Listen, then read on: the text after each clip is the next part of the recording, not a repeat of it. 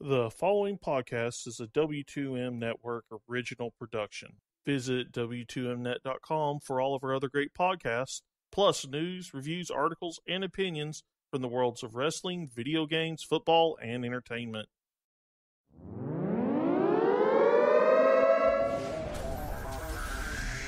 Wrestling to the Max, Monday Night Raw, review.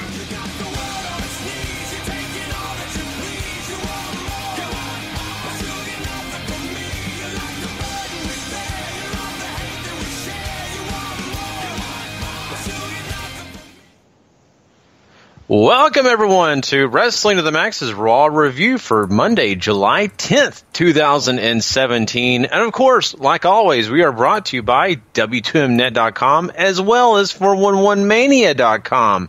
And, hey, we want you guys to know, make sure you go ahead and go subscribe, rate, and review at Wrestling to the Max. If you do it already, we appreciate it. If you haven't, go do it now. Also, we want to throw a little shout-out over there to the W2M Network. Yeah, that's another place where you can go subscribe, rate, and review. Of course, that's also in coordination with W2Mnet.com. That's where you can go find all the podcasts from that website, and it's all in one nice bundle. Get us and a lot of other great wrestling podcasts as well. So you don't want to miss out on any of the action. Go ahead and go do that now. I am Gary Vaughan, and your host tonight is Mr. Paul Leazar. Heyo. And Paul, we've got a Monday Night Raw that is a fallout from Great Balls of Fire. And boy, did we have fun talking about Great Balls of Fire when we did a review show for that. But now we get a chance to actually talk about some of the stuff that is going on past that big pay-per-view. I'm excited about it. I've been waiting all day for it. So let's go ahead and do it, man. Let's talk about this show. Yeah, and they open with maybe something a little bit unexpected, but maybe they're just following the pattern they've established for the last couple of weeks. Big Cass opens the show. He comes on down. He cuts his promo talking about how he's beaten up Enzo. He shows highlights of the matches and how he's pretty much thrown him out of his life and how he's ready to pretty much conquer the WWE, become the Universal Champion. This, that, and the other. I'm so great. And then out comes the Big Show because Big Cass said that nobody's on his level. And naturally, Big Show is giant, and they have themselves a big old brawl that Big Show ends up winning out on and sending Big Cass to the back. And that's really all you get out of the Enzo and Cass storyline this week. So I thought this was kind of interesting. It's smart of them to move on so quickly because you're only going to get so much out of Cass beating the crap out of Enzo. And this is just obviously the next natural step for Cass on the big push upwards. Yeah, it is. And, you know, it's good to have a confident Cass, right? And a guy that has a path in mind. He's not just coming out there to say, I enjoyed beating up my former partner because I thought he was just a lackey. He did nothing for me, things like that. What's interesting about this is they did find a way to get out of it so quickly. Like you said, it's a great idea to move on, get that done, and they did that. So I think they did it well for making Enzo and Cass completely separate now. They've got it done, but they still found a way to get Cass some of that feeling of, man, I've got bigger, badder aspirations than just Enzo and the mid-card. I want to go after that Universal title. So I think that was really good. Big Show being involved was kind of predictable. I think, in fact, Paul, you may have mentioned it last week about the fact that that's probably the next step. And not only that, they're not sticking us with a tag team match, right? Big Cass, if I has to go find a partner and all this, it's really just, hey, next guy. Let's see what you can do against another big 7-footer. See what you do against him. And, of course, if you defeat him, you may be on your way to that big push. So much appreciated from all that. I'm really curious, though, from you, Paul. You know, talking about Big Cass here. I think he did a fine job on the promo. But I definitely think that for him to be at the level that he wants to be, I think he's still going to have to work a little bit more at it. I think, honestly, he kind of was able to rest on his laurels a little bit because Enzo's a great mouthpiece. I mean, he really is. And he got a chance to do most of the talking. Mm-hmm. Now, with him having to carry the load, this is going to be interesting. I think he didn't do a bad job here, but you can definitely tell this is not exactly his comfort zone. I could say out of practice, too, because whenever Enzo took that big leg injury while they were down in NXT some years ago, Big Cass got a little bit of a singles run and had a feud with Aiden English, and you really got to see his character flourish and see him stand on his own promo-wise as well. And I never thought he was bad. Like, he's not great or anything, right? He's just fine. And I agree. If you want to be the top guy around here, you obviously have to be able to bring it with the promos, unless Vince likes you a whole lot. And Vince does like this guy a whole lot. And we've seen it. I mean, Roman doesn't exactly have the greatest promo skills either, but you just have to get good enough to carry yourself well. And if Cass can just get there, you're fine.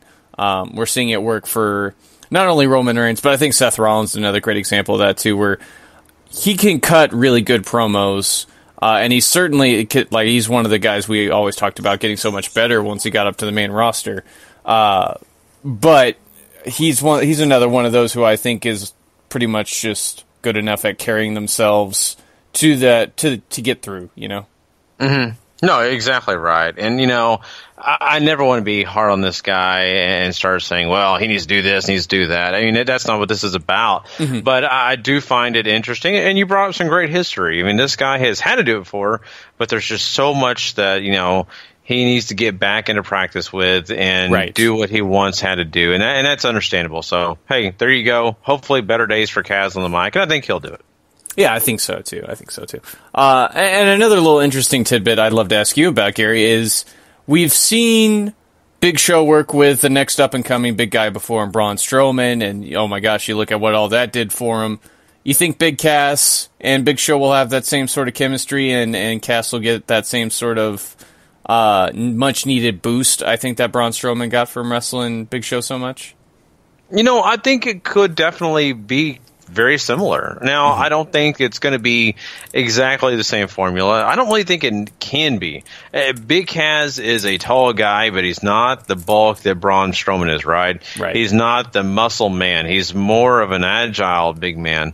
And that's great for its own instance. And so that's what's going to be fun about this. It's going to be a lot of Cass kind of showcasing himself as a big guy, but also finding other ways to prove his point on, you know, why he deserves to be where he's at and things like that. And Big Show is that right guy. I know it's funny to say, people are probably like, oh my God, you're saying Big Show's the right guy. I mean, he's he's a great guy because he's a veteran. He's done this everywhere with everyone. And I think it worked wonders with Braun Strowman for many reasons. And I think it'll work out with Big Cass. I think that they can pull off a good feud.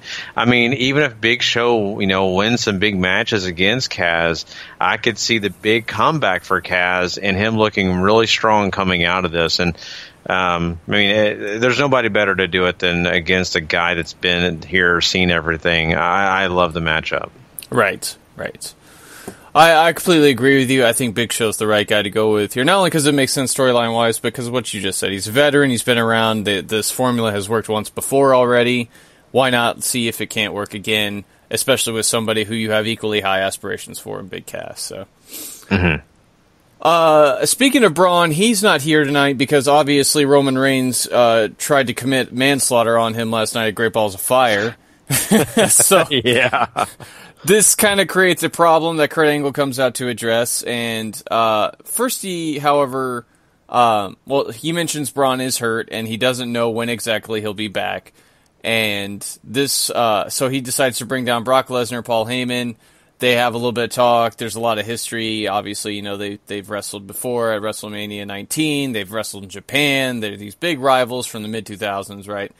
And this brings up the question of who exactly is going to challenge Brock for that WWE Universal Championship at SummerSlam. Roman Reigns comes out, talks about how he feels like he's still owed a shot. And Brock Lesnar pretty much tells him he doesn't owe him or he doesn't deserve shit. So Reigns gets all kind of offended a little bit, starts battling back a little bit. But this brings out Samoa Joe. Joe still thinks that he took Brock to the limit, which of course he did. Brock doesn't believe so. Paul Heyman doesn't believe so, and he doesn't want to give him the shot. And Joe wonderfully turns this around on them, says that Paul Heyman is afraid for your life, Brock, and what does that tell you, and all this other stuff. And eventually this keeps breaking down to where Joe and Reigns start sniping at each other, so Angle steps in to stop the fight from breaking out. Next week, Roman Reigns and Samoa Joe go one-on-one to determine the number one contendership. And if they had gotten into a fight throughout the rest of this evening, which they don't, he would have called the match off. So some interesting implications here.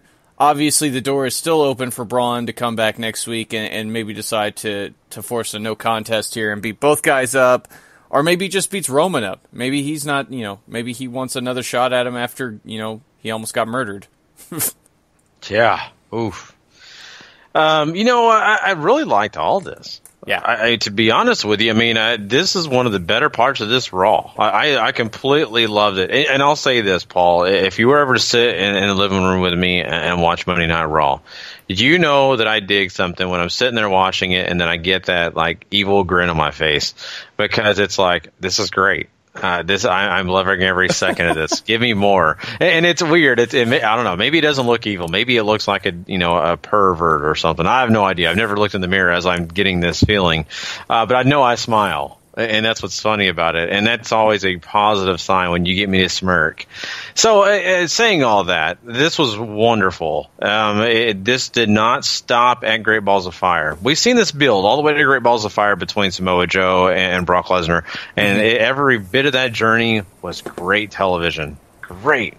And then they still continue it on in this. And sure, you throw Roman Reigns in, and he does his thing, right? He's going to be a smart aleck. He's the greatest one in the room. He makes his little comments, things like that. But it doesn't stop this from being great. And what I love, too, is when Samoa Joe walked into that ring, it was almost like he was the quarterback. He controlled everything. Mm-hmm. That's what I loved. I mean, I can't tell you how much that made me feel great about Samoa Joe, because you got another guy in the ring that really controls most of the ring at times, and that's not Brock Lesnar, but his advocate, Paul Heyman.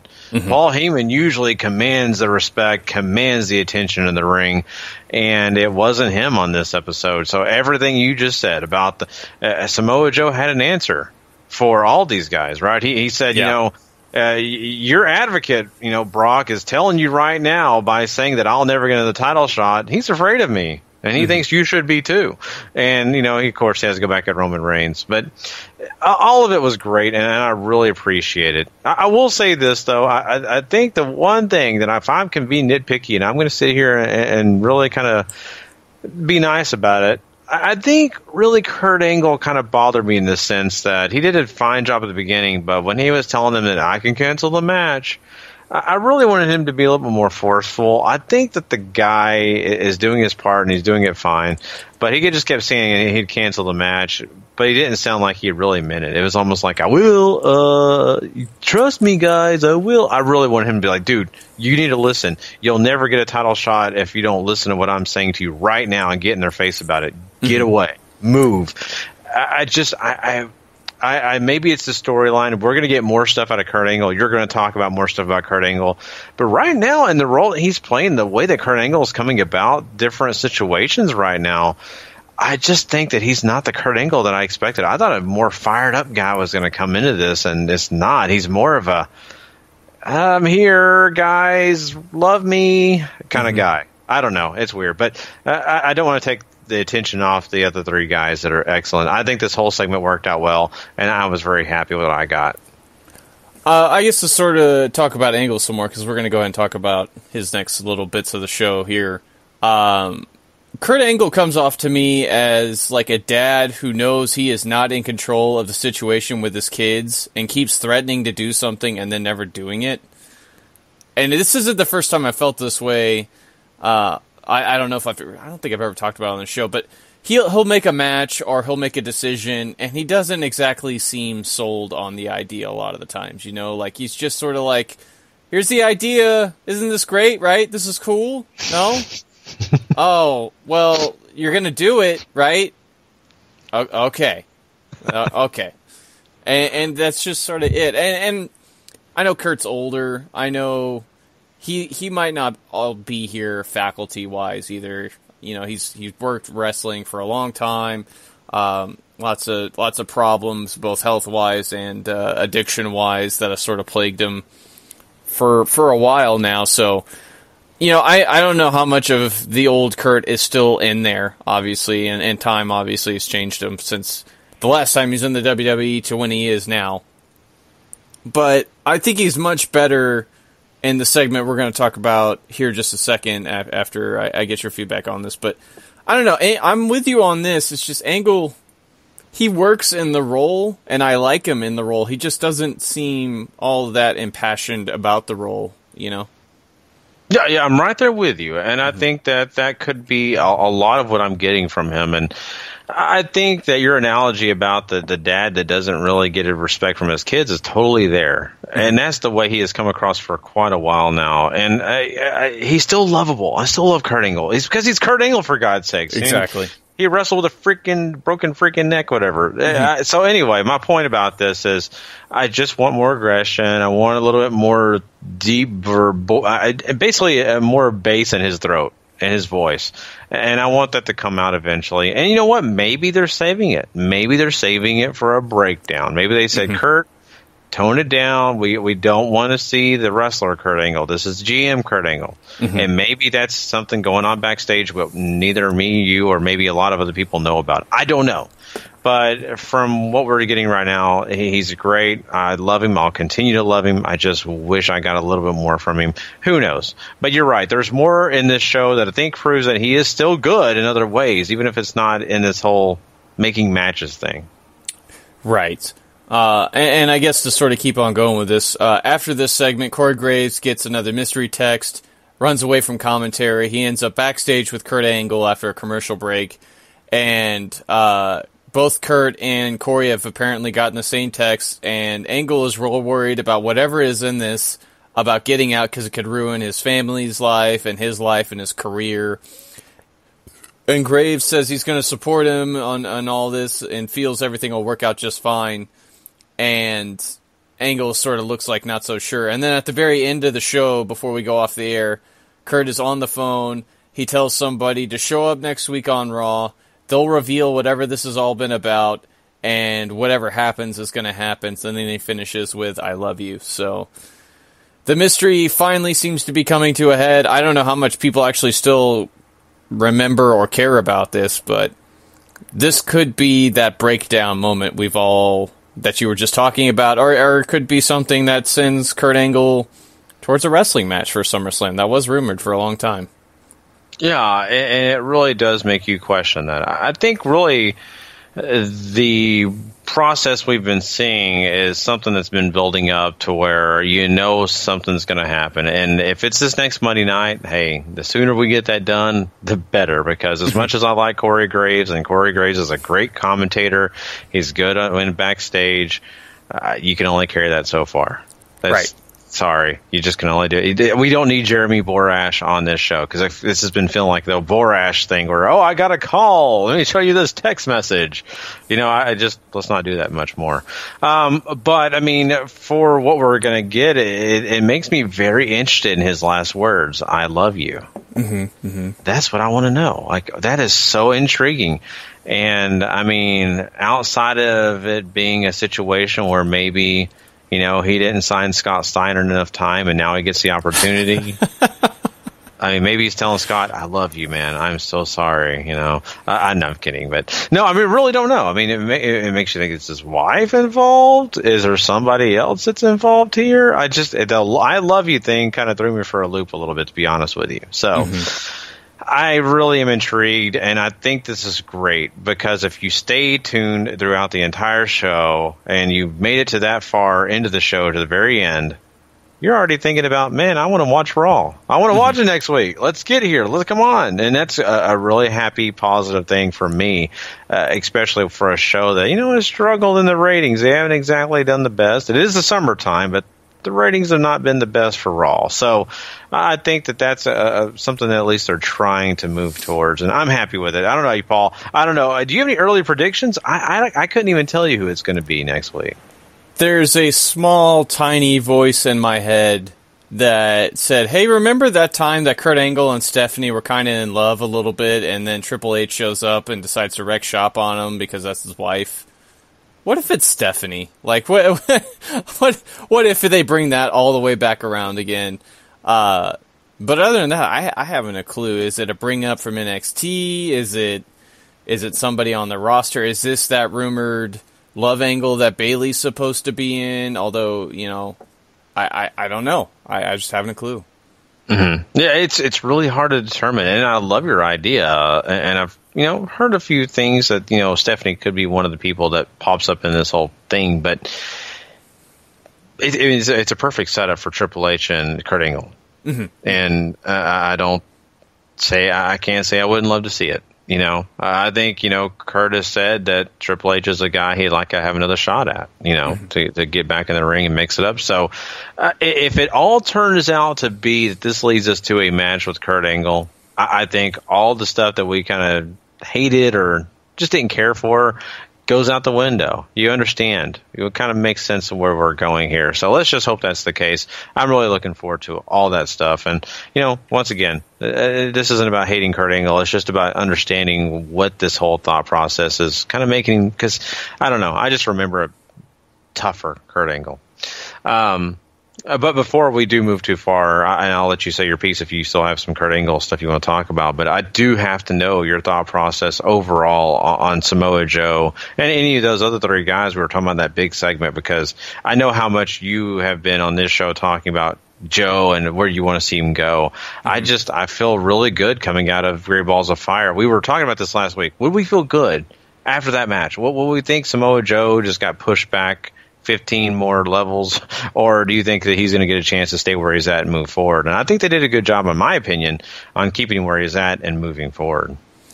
So I guess to finish up the Kurt Angle talk, if this does turn out to be Stephanie, this would make a lot of sense of why, one, we haven't seen her, two, why Kurt's so worried about this getting out, and three, if it does bring us to another Triple H Kurt Angle match, that'd be just fine too, because usually Triple H is that hurdle you have to clear to either figure out whether you're good enough to still go, or if you're good enough to get to that main spot that you've been coveting. So if that's where this is going, then this will make a lot of sense, and I'll give him a little nod of the Booker's cap, as it were, to the WWE, because that's a pretty decent story to go with, especially with all their history. Excuse me. Mm-hmm. To answer your question. I think we were real worried last week, and up until Great Balls of Fire, talking about Samoa Joe challenging Brock Lesnar, that Brock was going to just run Joe over in about 4 or 5 minutes and just absolutely make him look like a big old bag of trash, not worthy of his time. And they didn't do that at all. They made Joe look insanely competitive.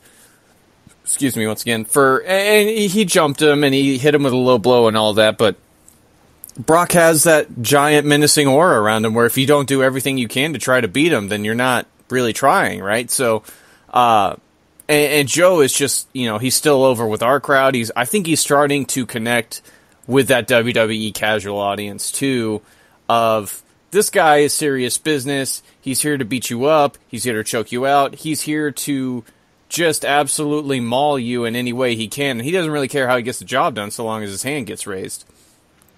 And I thought he looked great tonight. I thought he looked great last night. I think he's been elevated to one of those main event spots now, to where he can actually fit in with anybody in that little range of guys they have right now, and feel like he could hang, feel like he could beat anybody at any time. And I think that's what they wanted out of this. It may not be the result I wanted with him wearing the Universal Championship, but as of, right now, that idea isn't out the window, just because we don't know what's going on backstage, obviously. But, it's not off the table yet. He's in the number one contendership match, so. Mm-hmm. Oh, exactly. And, even if it's not this early and if it's down the road, there's still a chance next year's WrestleMania is still around the corner. Post next year's WrestleMania, I think Samoa Joe is in store for a Universal title run, though. I really do. Mm-hmm. If it continues on with the momentum he has now, I see it in his future. It's got to happen. And I get it why they wouldn't do it this quick, because they want Roman Reigns maybe to go into WrestleMania with Brock Lesnar having this huge feud. Because, Brock Lesnar would have a reason to come back after Roman Reigns, especially if he lost the title at SummerSlam to Roman Reigns. He's going to want to get that opportunity. So I think that's another way they could go about that and do things, and that's why Samoa Joe may not get the opportunity to basically be the champion in the near future.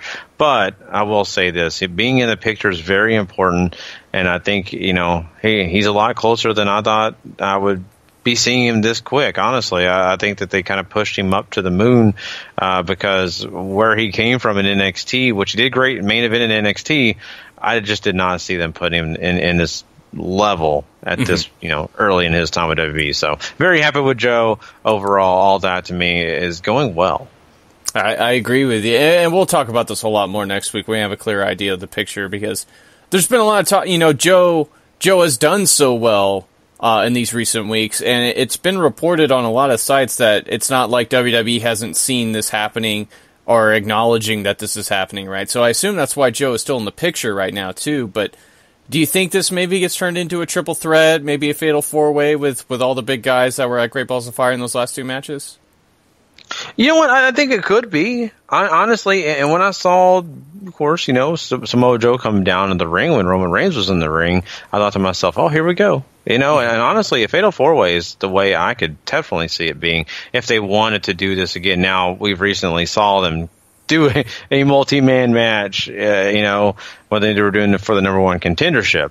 So maybe they don't want to do that again and put that in the main event, but I think it could be a great idea because I think a fatal four-way to Braun Strowman, Roman Reigns, and Samoa Joe, Brock Lesnar, oh my God. I mean, that is a tornado if you've ever seen one. That's a place of disaster for anyone in that vicinity. So I think it's a great idea, though, honestly, because I think all these guys deserve to be in that picture. Taking a couple of them out and letting them feud, that works. But once again, how special is it going to be to see Samoa Joe, Brock Lesnar too? It's good, but I don't think you want to do that. I think you want to add a little bit more flair to this. And a fatal four-way, to me, is a smart decision.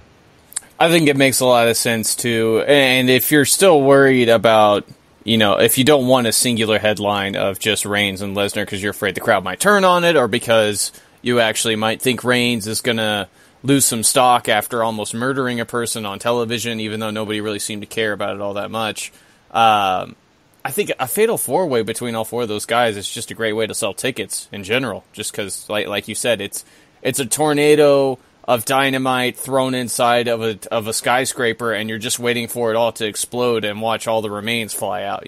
So I think that would be a really fun way to go too. Exactly, and not only that, once again, that Universal title being mixed in this picture, Brock never has to get covered. That's true. That is true. Very true. If that is the way they so choose to go, of course. Something that probably will be a fatal four-way at SummerSlam is going to be that women's title match, Gary. And tonight, Sasha Banks teamed up with Bayley to take on Nia Jax and Alexa Bliss.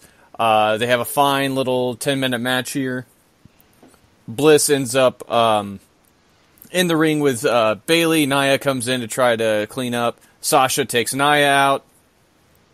And they have their little deal on the outside while Bayley sneaks up behind Alexa, rolls her up, and gets the 1-2-3.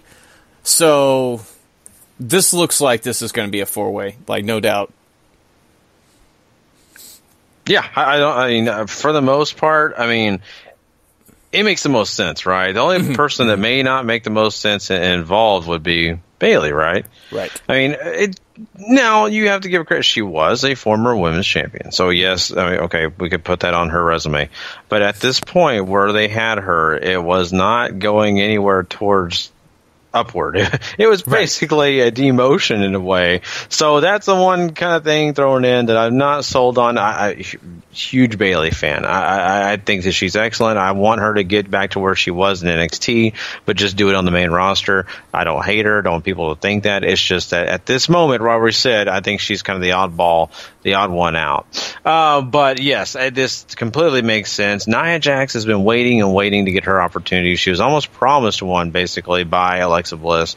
And of course, Sasha Banks proved that she deserves to be in this picture at Great Balls of Fire. And for the fact that she really, could have won that match. It was just the fact that, Alexa Bliss took the cheap way out. So I think if this is a fatal four-way too, moving into the future, I don't have a problem. I don't mind if the men's and women's championship belts are up for grabs and they're both fatal four-ways. I think it's kind of fun sometimes. And once again, Alexa Bliss never has to get covered. She'd have a reason to try to get back in it, because if she lost the title to somebody, she can always say, well, it wasn't me that was pinned. So I think it's a great, because you can build storylines out of that as well, right? I mean, Nia Jax could technically be your champion coming out of that, and Sasha Banks could still be chasing. So yeah, and even if you're still not comfortable putting the strap on Nia yet, you have all these other choices in there, and Nia doesn't have to get pinned. She can just keep on beating people and looking strong, and still asking, hey, where's my singles shot after this too? So I like that. I'm pretty sure it's going to be a fatal 4-way. It makes the most sense, I think, out of everything we've seen so far since yesterday at Great Balls of Fire. Yeah. And also, to what you've been saying for a long time, you've been saying forever now that you thought at SummerSlam it'd be Sasha and Bayley. Well, if Sasha was to win the title, let's say they do it before SummerSlam. Let's say they go ahead and have that match on Raw or whatever. They have that match and Sasha wins, but she beats somebody else to do it or something. I don't know. Or maybe even if Bayley was the one, maybe Bayley beats Sasha and pins her. I don't know. I just think that you could ignite that fire in that match somehow, some way. You could ignite that fire. I absolutely agree with you. I think SummerSlam isn't until August 20th, so they still have a month and a week, essentially, of shows to build up to that. And if they do the women's title match before that and they switch it, that's fine. Once again, I would really love to see Sasha and Bayley get a chance to go out at one-on-one. I think it would help both women out a lot. It would help the championship out a lot. You know what they can do. You're returning them to the scene of the crime, so you know that crowd is going to be super hot to see them go one-on-one, whether the story is good or not. And hopefully it is, because, one, Bayley needs to rehab something fierce, and two, it's not like Sasha's Queen Bee right now, So it's a juggling act here on Raw with the women, and so far, these are the 4 they want to run with the most, and everybody else is sort of just, like, lagging behind the pyramid, sort of.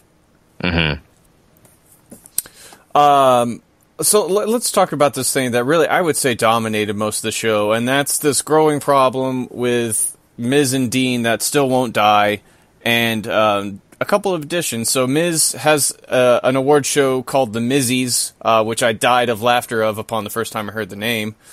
And he's essentially rewarding everybody around him. So he gives the Miztourage a trophy for changing, for being the best supporting actors, and how he talks about how he's changed their lives and all this stuff. And Maurice wins Best Leading Actress because that's his wife, and she's so beautiful, and oh my god. And Miz wins Best Actor because he's just been so gosh darn great.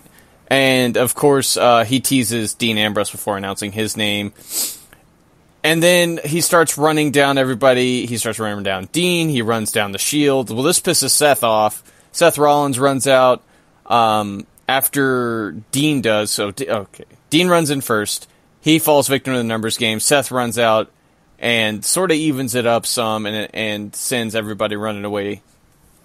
Ambrose and Rollins then have a segment afterwards backstage where Ambrose is like, hey man, I still don't trust you after everything you did to the Shield, and you sort of had your chance to fix it and you never did, so I still don't trust you. You handle your stuff and I'll handle mine, and there's not going to be a Shield reunion. Well, naturally, since he said it's probably going to happen now, and wouldn't you know, in the main event, Seth Rollins and Bray Wyatt go one-on-one. Bray Wyatt wins again after he attacks the eye that he poked in Seth last night, because it's all brown and bruised still, with a headbutt, and ends up putting him away after with a Sister Abigail. Solid match here, too. Bray disappears in the darkness afterwards. Miz and the Miztourage come down to attack Seth for earlier. Dean runs out with a chair to save him. Little bit of intrigue going on here, and honestly, you probably wouldn't have to twist Roman's arm very hard to get him to come out and beat some ass, Yeah. Ain't that the truth, right? Okay, so I'm going to start with the thing we can knock out of this really quickly, and that's Bray Wyatt, right? Mm-hmm. I just want to quickly say I was happy to see him win at Great Balls of Fire, and, do I take a lot out of it? No, because the guy has been beaten down so much. I don't think one victory turns you around on what's going on with his character.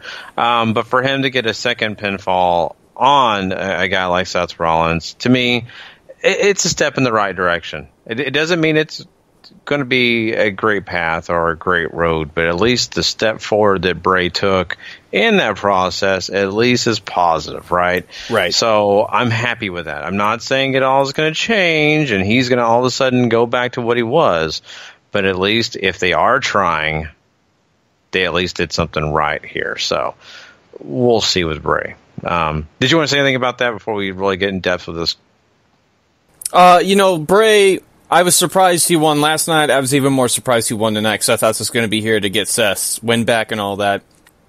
And I kind of like this story they're building up with him because, a whole lot of this feud so far has been about Bray trying to make Seth believe that he is this higher being, and Seth obviously isn't cutting, he's not buying any of that. So him, you see with your eyes and belief and all this stuff, and that's what he's going for. I really think that's kind of a neat little imagery thing, but so far, I mean, that's the only little thing I've liked out of this so far, and that's a really minor detail. So yeah. So if anything, I guess that just tells you I'm trying to find something to like out of all this, but I don't have a problem with him giving Bray wins, especially because I don't feel like Seth's face run has been incredible, and the second you turn him back to being a bad guy again, you can automatically have him challenging for the Universal Championship again. Yeah, for sure. I agree with that wholeheartedly. And once again, Bray Wyatt is one guy that I'm a big, supporter of.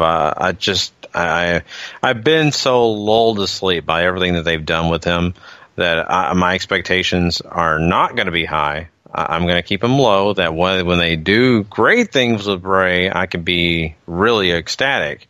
And if they don't, I won't have my heart broken. Just saying. I've been burned a little bit by the Bray Wyatt situation. Right. So, but and that's what's going on with Bray. I really hope brighter days for him. No, but to talk about everything that you kind of built up here, I think it is interesting. They're still continuing on with the Miz and Ambrose, which, it is what it is, right?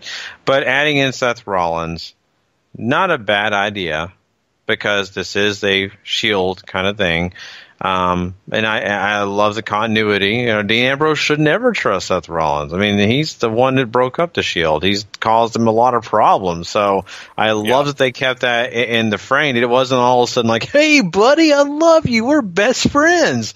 Because that's not the case. I mean, there's a reason why these guys don't hang out anymore. Right. So I love the continuity there.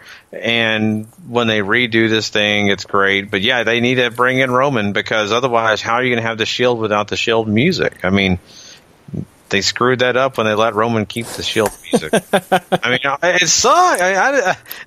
It's so sad because, I mean, man, if not saying anything bad happens to Roman, but if something bad with Roman had to leave forever, you wouldn't all of a sudden say, oh, man, guys, here Roman Reigns' music for you. You wouldn't do that. You'd have to have a whole new Shield music. So it is what it is. But anyway, enough about the music. I think that this could be interesting, Paul, between the Miz and the former guys in the Shield.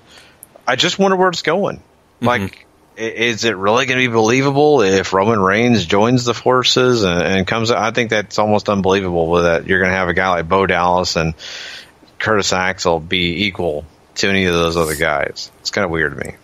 There's a lot going on in WWE right now where they're trying to elevate people, both new and old, and somewhere in the middle, right? And talking about that, we'll talk about Goldust next, because wow.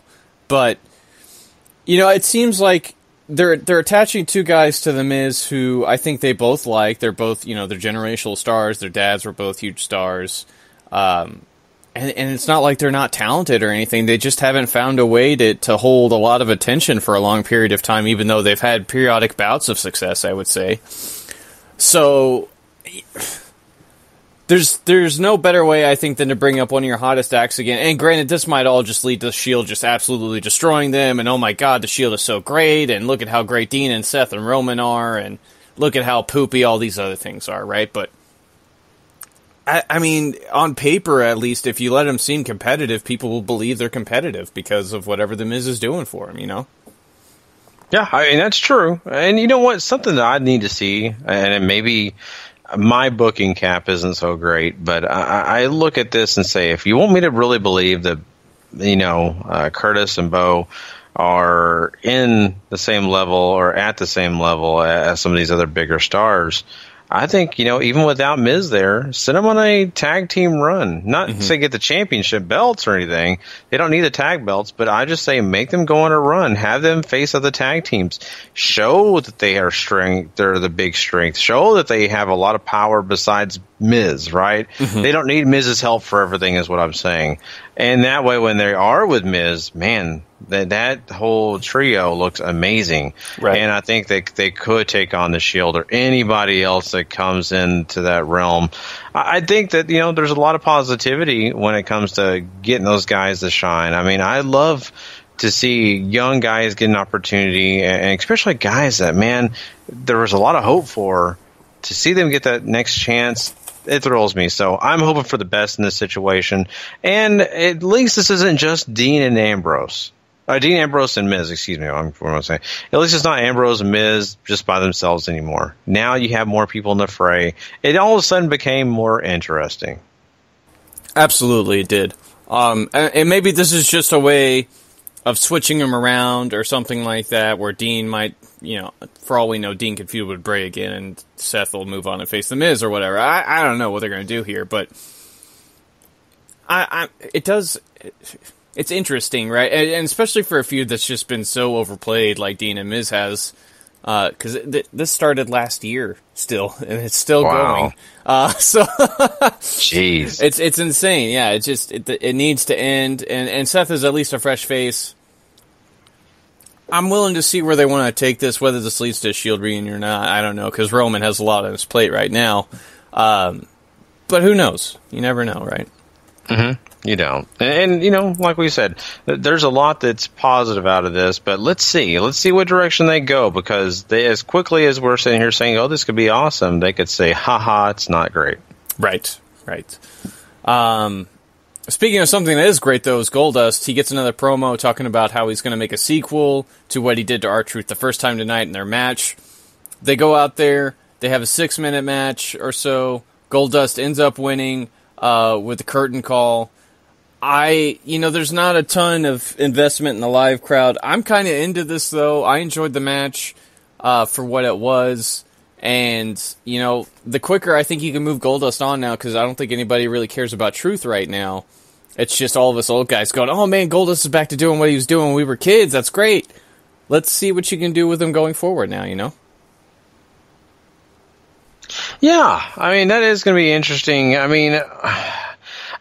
a little thrown off by R-Truth just kind of being the beatdown guy, getting beat down, I'm a little surprised by that, and I really felt like this was all about maybe, one last thing for Goldust to do before maybe he heads off into the sunset, or maybe finding something else. But I'm just interested in where R-Truth grows from here, or is this just a way to get R-Truth out of this picture?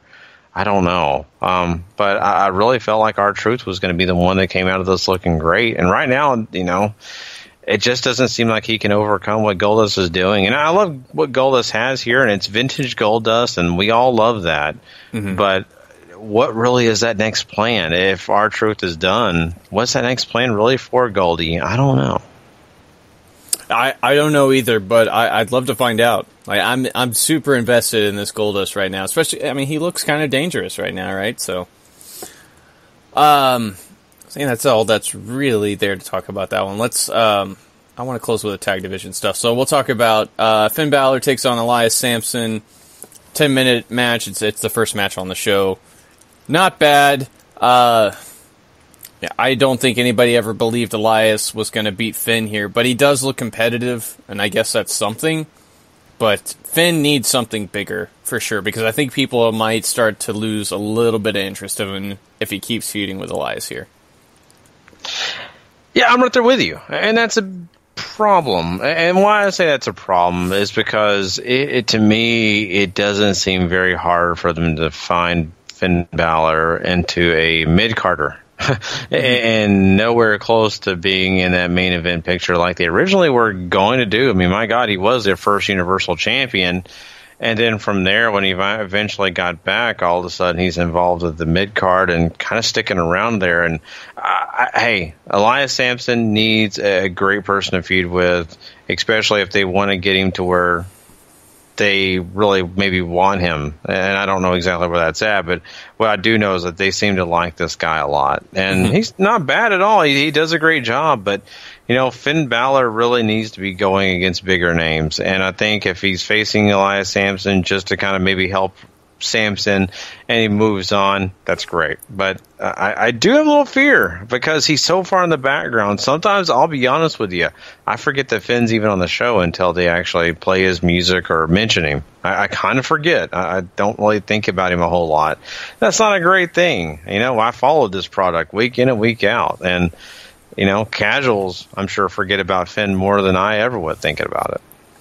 I think they might forget about him until his music hits and like, oh yeah, Finn, and then, all the big hubbub. But at the same time, I mean, there was a large portion of the crowd chanting yesterday that, we wanted Finn during that the beginning moments of Slater and Hawkins before they cut to that video in the back about trying to pry Braun out of the ambulance. So, I mean, maybe the crowd is much more invested than I think, but you gotta move them on here soon, for sure, though, just because I do worry about attention spans these days much more than I used to.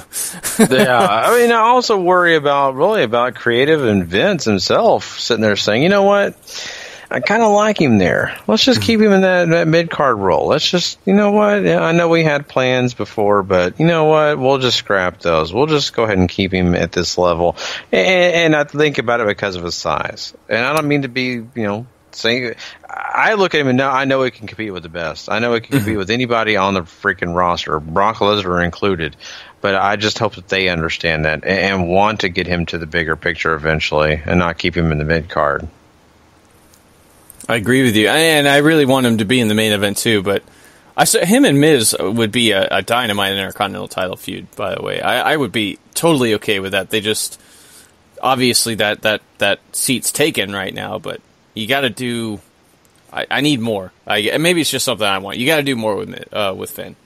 Yeah, especially. Hey, and think about this. You remember how Miz was always on Renee Young because Dean Ambrose? Mm-hmm. Remember that?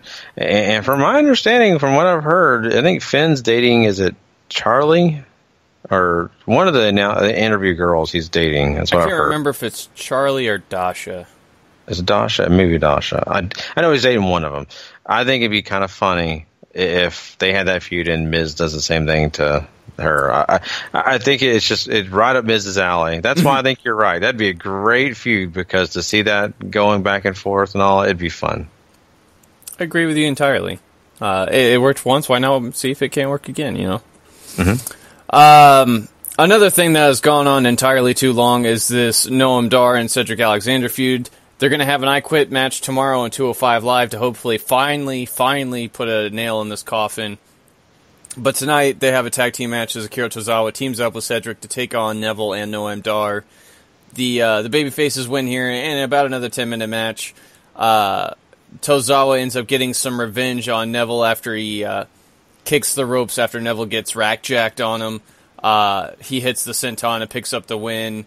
So at least he gets, his win back from the night before and looks like he could challenge again. I'm sure he will.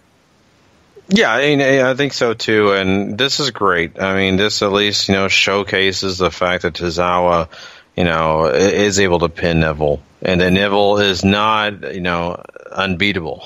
Because right now, as it sits, he's felt very unbeatable. But in this scenario, he was able to be pinned. And especially from the point of view of, Tozawa's got so much of the crowd behind him. So many people wanted to see him win.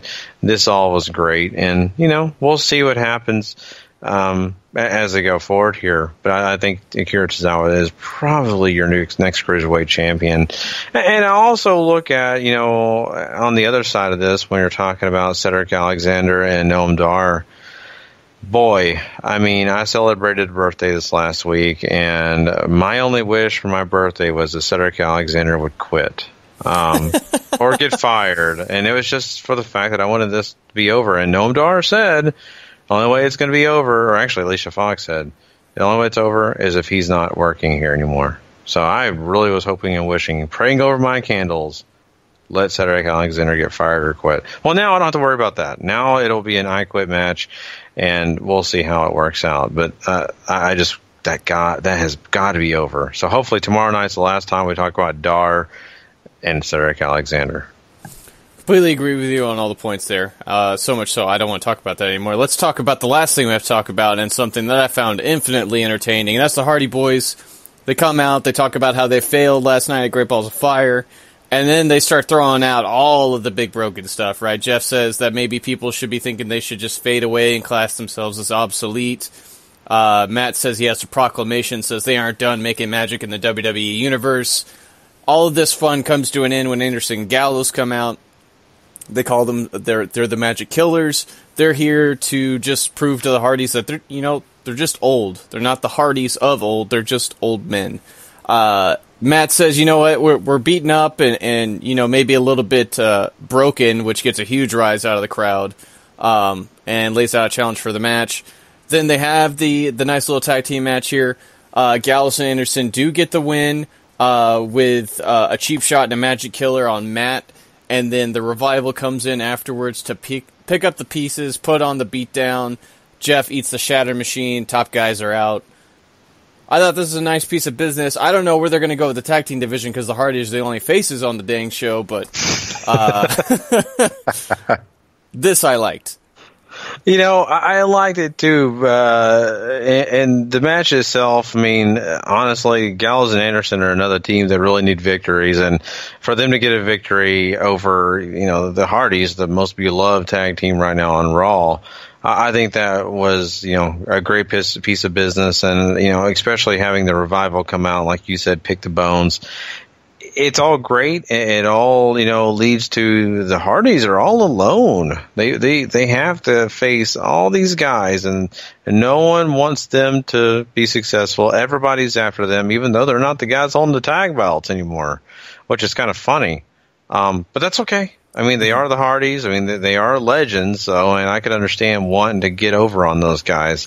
I think all that works. I think the match made sense, and Gallows Anderson coming out looking strong is never a bad thing, for God's sakes. Those two guys need a rub just as much as Bray Wyatt does. Mm-hmm. So let's hope that keeps going on for those guys. The promo before this all, though, was kind of fun. I love the fact that Jeff finally got to say those words, fade away and classified obsolete. I love that, and mentioning kind of the broken thing and all that. I mean, it still keeps it around us, still kind of makes you wonder about it. Of course, we're not going to stick on that subject, but at least it's there. Mm-hmm. So that was great. I mean, I think overall, I have no idea. I'm right there with you. My hands are up in the air. I don't know how they're going to do this tag division, what they're going to do, how they're going to do it, because one face team is not going to do a lot. Yeah, and maybe it just leads to another multi-team match at SummerSlam between the entire Raw tag division, which is essentially just the four teams we've already talked about, plus, Sheamus and Cesaro, so who knows, but man, this was just so much fun. It's a really enjoyable segment. It's a little surreal to see the broken stuff talked about this brazenly, because they obviously haven't done it, I don't think, in a promo all that much, except for Matt maybe doing a little bit of the mannerisms here and there, but it was all out on display here for sure, and that was really, really cool. So, Not a whole lot left to do on this, Gary, but put a number on it. What you going to give it?